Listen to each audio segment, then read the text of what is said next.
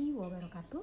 Perkenalkan, saya Alifatul Mudrika dari Program Studi Pendidikan Guru Sekolah Dasar Semester 2 STKIP Darussalam Cilacap.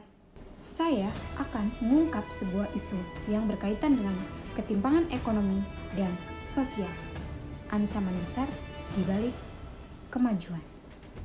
Di tengah pencapaian teknologi, lonjakan ekonomi, dan gedung pencakar langit yang semakin bertambah, ada satu fakta yang sering terlupakan. Jutaan orang masih berjuang sekedar untuk hidup. Ketimpangan ekonomi dan sosial adalah sebuah ancaman diam yang semakin membesar. Dan jika tidak segera ditangani, ia bisa mengguncang fondasi masyarakat modern. Menurut laporan Oxfam, 1% orang terkaya di dunia kini menguasai hampir separuh total kekayaan global. Sementara itu, lebih dari 700 juta orang masih hidup dalam kemiskinan yang sangat ekstrim. Artinya, satu sisi hidup dalam kelimpahan, sementara di sisi lainnya bertahan hidup dari hari ke hari. Di negara maju maupun berkembang, ketimpangan ini terus membesar. Layanan publik yang semakin memburuk, biaya hidup yang terus meningkat, sementara pendapatan besar sebagian masyarakat stagnan. Ketimpangan bukan terjadi begitu saja. Ini adalah hasil dari sebuah sistem yang dibentuk selama puluhan tahun. Lalu apa penyebabnya? Yang pertama, ada globalisasi yang tidak merata. Perdagangan bebas menguntungkan koperasi besar, tetapi menggilas usaha kecil dan petani lokal. Yang kedua, ada kemajuan teknologi tanpa akses yang merata. Teknologi seperti AI dan otomasi menggantikan jutaan pekerja. Akan tetapi, akses pelatihan ulang masih terbatas. Pendidikan dan infrastruktur tidak setara. Kualitas sekolah dan layanan kesehatan sangat bergantung pada lokasi dan status sosial, sistem pajak dan upah yang tidak adil. Di banyak negara, sistem pajak justru meringankan beban orang kaya dan memperberat kelas bawah. Diskriminasi gender dan sosial. Kelompok rentan seperti perempuan dan minoritas masih menghadapi hambatan struktural. Jadi, ketimpangan bukan hanya masalah ekonomi. Ia juga membawa dampak nyata bagi kehidupan sehari-hari. Seperti protes sosial dan demonstrasi besar, pemuda menganggur, akses layanan kesehatan dan pendidikan yang timpang, kriminalitas dan urbanisasi yang tak terkendali. Masyarakat yang merasa tertinggal kehilangan kepercayaan pada sistem.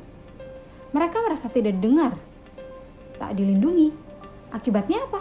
Konflik sosial mudah menyulut, bahkan di negara demokratis sekalipun. Mari kita lihat di Jakarta. Di satu sisi, apartemen mewah dan pusat bisnis tumbuh pesat. Di sisi lain, banyak warga yang tinggal di kawasan padat dengan sanitasi buruk dan akses pendidikan yang cukup minim. Anak-anak sekolah di gang sempit, kontras dengan kantor tinggi ber-AC. Ini bukan hanya cerita tentang di Indonesia. Fenomena serupa juga terjadi di Kenya, India, dan Amerika Serikat. Jadi, ketimpangan adalah masalah global. Meski kompleks, ketimpangan bisa dikurangi. Beberapa negara telah mengambil langkah nyata. Bagaimana solusinya? Yang pertama, ada pajak progresif dan redistribusi kekayaan. Pemerintah mengenakan pajak lebih tinggi pada orang kaya dan perusahaan besar. Lalu, hasil pajaknya digunakan untuk membiayai layanan publik seperti pendidikan, kesehatan, dan bantuan sosial. Tujuannya agar kekayaan tidak terkonsentrasi pada segelintir orang, tetapi bisa dinikmati lebih merata pada masyarakat luas. Selanjutnya, ada pendidikan inklusif dan pelatihan digital. Pemerintah menyediakan akses pendidikan yang adil untuk semua golongan, termasuk kelompok rentan dan miskin, serta membantu keterampilan pelatihan digital agar semua orang bisa beradaptasi dengan ekonomi modern. Ini membantu mengurangi kesenjangan kemampuan dan kesempatan kerja. Selanjutnya ada proteksi sosial dan upah layak.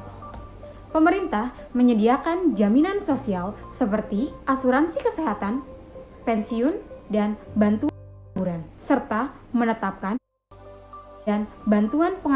serta menetapkan upah minimum yang adil.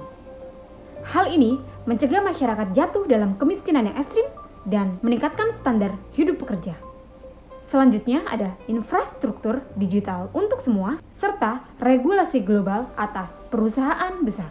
Pemerintah memastikan akses internet dan teknologi digital sampai ke pelosok dan kelompok miskin agar semua dapat ikut serta dalam ekonomi digital. Di sisi lain, pemerintah perlu membuat regulasi kuat untuk mengatur perubahan besar seperti otomatisasi dan kecerdasan buatan agar tidak merugikan pekerja dan masyarakat. Yang dibutuhkan bukan hanya sekedar niat, tetapi keberanian untuk merombak sistem. Karena tanpa keberpihakan pada kelompok rentan, pembangunan hanya akan meninggalkan jejak ketimpangan yang lebih dalam. Jadi, ketimpangan bukan takdir. Ia adalah hasil pilihan dan karenanya bisa dirubah.